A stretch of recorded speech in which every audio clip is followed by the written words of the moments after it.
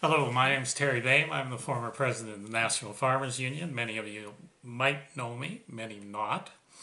And I want to talk to you today about a problem we're facing with seeds, what farmers do with seeds, what plant breeders are doing with seeds, and what the legislation is in Canada, and future threats to what farmers can do with seeds and other propagating material.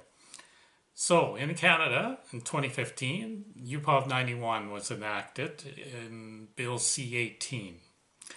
This legislation placed a lot of restrictions around what farmers can do with seed. It was sold at the time that farmers' privilege would be enshrined in legislation. However, the farmer's privilege is optional. And it gave a series of exclusive rights to plant breeders, more control over seeds than farmers had in Canada had experienced before. The UPOV system was developed in Europe in 1960, and there have been various iterations. It provides a series of template laws for national governments to enact legislation. Our previous plant breeders' rights legislation was based on UPOV 78, a much less restrictive version for farmers. And in 2015, we unfortunately got UPOV 91 in Bill C-18. So, to start it off, the plant breeders have an exclusive list of rights in UPOV 91. And I'll briefly read the most important ones out. It's in the Act, it's Section 5.1 and paragraphs A to H. Plant breeders have the exclusive right to produce and reproduce propagating material of the variety, to condition propagating material, that's to clean, treat, whatever they might do, to sell the propagating material, to export or import the propagating material, and to stock that propagating material, and to authorize conditionally or unconditionally the doing of any act described in paragraphs A to G. They also have this privilege for 20 years on most seeds and 25 years for trees and horticulture. Now, what does the farmer have in the Act? He has farmer's privilege, an optional farmer's privilege. It's interesting, the terms of words, and very important, privilege versus exclusive rights. The farmer has a privilege, optional, and he can save and reuse seeds for use on his own holdings only. It's a sterile privilege. He cannot exchange or sell seeds with his neighbors. And again, I have to emphasize that it's optional and or subjected to restrictions. And those restrictions can take a myriad of forms. They can be limited to the number of crop cycles. They can be limited to the size of farm, the type of crop. It can be eliminated completely in crops where seeds are commonly not saved. And for the moment, there are a number of crops where hybrids are being used and farmers aren't saving seed regularly in those crops. This can be justification for removing farmers' privilege entirely.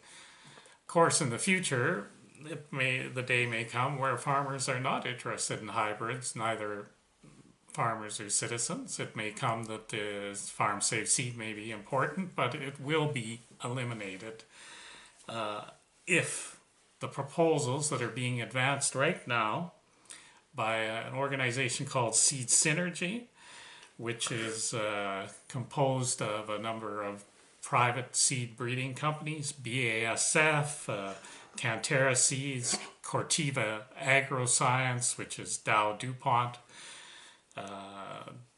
the Nutrien organization, Bayer, Monsanto, and Syngenta Chem China.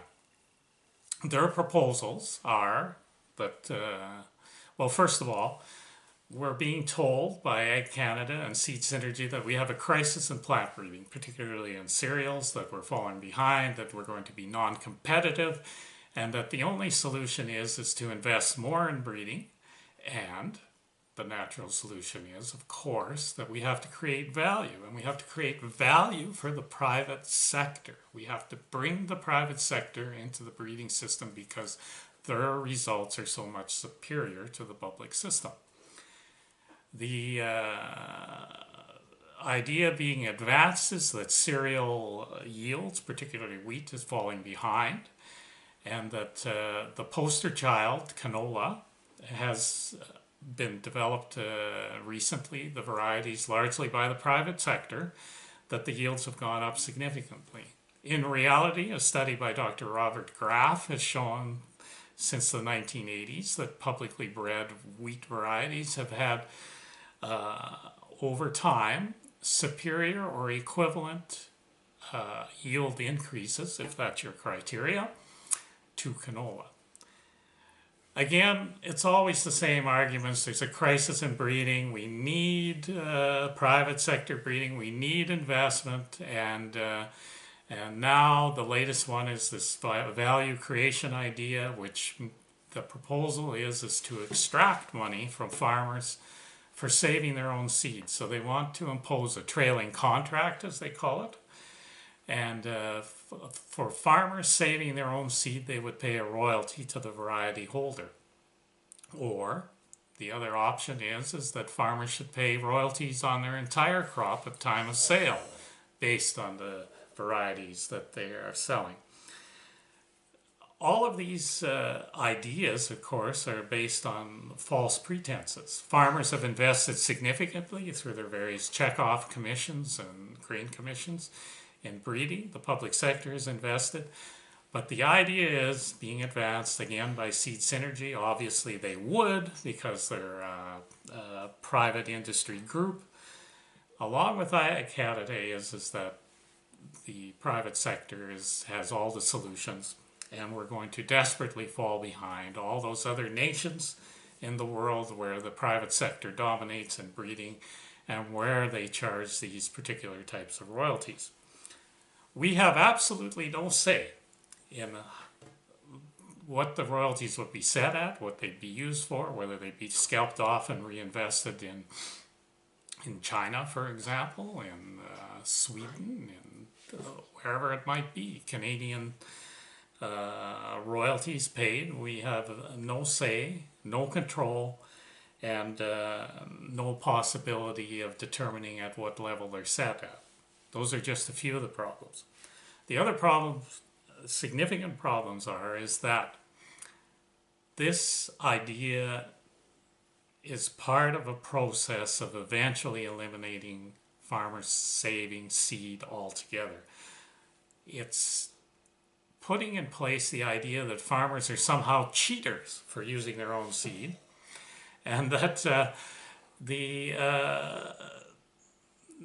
very idea that would have been absolutely foreign to our ancestors, saving and something that's prudent, saving and reusing seed for future use, is somehow inappropriate, a criminal act, and that if you dare do it, you better pay for the privilege of doing it. That seems to be what farmers' privileges is. You get to pay for the privilege of saving your own seed. The other problem, seems to be a lot of problems I'm talking about, but a significant problem is that we cannot give any ground on this. What we really need to be calling for is to have enshrined in legislation no longer an optional farmer's privilege, but exclusive rights for farmers to save and reuse seed, to sell and exchange seed. We can't let seed be sterilized by these legal instruments or biological instruments that shift control over seeds, plant genetics, and the food system to the private sector. It's inappropriate, it's not wise, and it's theft. An additional theft will take place in in how public breeding is going to be financed. The government says that they will continue to finance public breeding, although they've been cutting back over the years. Farmers have invested significantly in public breeding with their checkoffs. But nevertheless, the idea is that the public sector would do all the heavy lifting, would develop the varieties almost to the point of completion, whereupon it would be turned over to the private sector to finish the variety, to sell it and exploit it as they see fit. Value creation. But even worse than that, we have to be very careful that we don't give any ground and normalize any of these practices, because the moment we try to reverse it, because of the trade agreements we've engaged in, there's a number of investor-state dispute settlement mechanisms put in place. In CETA, in the so-called Progressive and Comprehensive Trans-Pacific Partnership, that was the Canadian edition, progressive and comprehensive, rather than the reality, regressive. Nevertheless, in these agreements and many others that Canada has been in an absolute rush to sign on to, there are investor-state dispute protections. So, if we attempted to take away a royalty system once it's in place, we could do that, except we'd have to pay publicly lost future profits to those who were advantaged by the royalty. So, or if we tried to reinvigorate a public breeding sector that was developing varieties to the end and distributed them at low cost to farmers, we would come under what's called tantamount to expropriation. The public sector would be tantamountly expropriating the private sector's ability to sell seeds, because they would be unfairly competing with the private sector. They would bring a case before these tribunals and these investor-state dispute settlement mechanisms, and they would likely win, forcing the Canadian taxpayer to pay for the lost future profits. Of course, what this does is it puts a legislative chill in place that indeed stops governments for doing things in the public interest once they've done something stupid like what's being proposed by Seed Synergy. So, we need to stop this. We can't give any ground. We need to advance farmers and the citizens' interests. We need to look at the fundamental principles of the Farmers' Seed Act that I wrote a few years ago in advance of bringing in UPOV 91 and Bill C-18. We need to demand and have enshrined in legislation farmers' absolute rights to save and reuse seed, to sell and exchange seed. Right now, we're doing petitions, we're doing letter writing, we're educating farmers and the public. And in addition, there is relatively solid evidence that the government is thinking about eliminating seed saving altogether for seeds and vegetables and propagating material that would be used in vegetable and horticulture production. So I ask you to join with the Farmers Union in fighting these proposals and get those petitions out there, get those letters written, and let's stop this once and for all and advance farmers' interests, citizens' interests, and not give control to Syngenta, ChemChina, Dow, DuPont, Monsanto, and Bayer over the food system. Thank you. And I'll take questions after this.